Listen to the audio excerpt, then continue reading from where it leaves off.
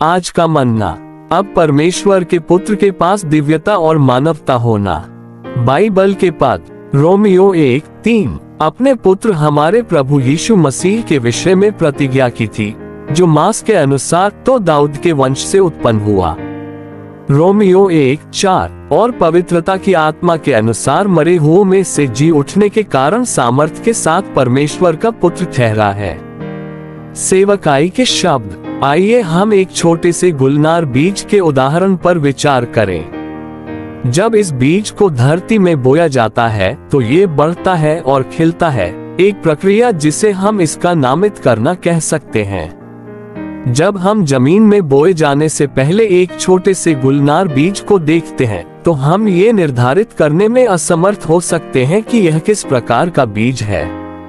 हालांकि एक बार जब ये बोया जाता है, बढ़ता है और खिलता है तो इसे नामित किया जाता है।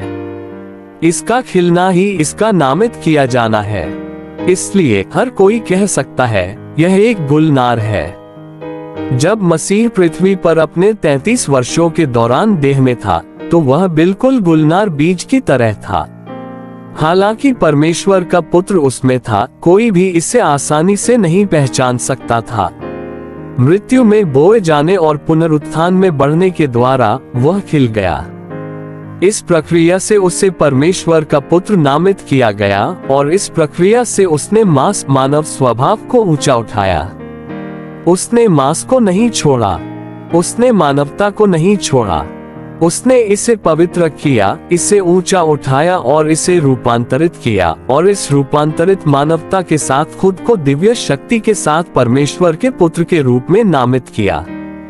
जब वह अपने देहधारण से पहले परमेश्वर का पुत्र था तो उसके पास कोई मानव स्वभाव नहीं था। अपने पुनरुत्थान के बाद वह ऊंची उठाए मानवता के साथ परमेश्वर का पुत्र है। पुनरुत्थान के माध्यम से रूपांतरण और पवित्र किया गया है। वह अब मानवता और दिव्यता दोनों से है। वह दाऊद का वंश और परमेश्वर का पुत्र दोनों है। वह एक अद्भुत व्यक्ति है। आमीन।